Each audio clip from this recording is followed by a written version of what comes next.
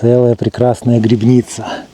Я прям сейчас соберу, и у меня будет, скорее всего, уже полная корзинка. В лесу я оставлю 99% грибов вот таких. Просто некуда собирать. Ох, посмотрите, какая шляпка. Наверное, полкило весом. Крепкая, упругая, чистая. Вот. А этого парочку заберем. Невозможно пройти мимо. Вот, посмотрите. Сбор – это самая приятная часть года.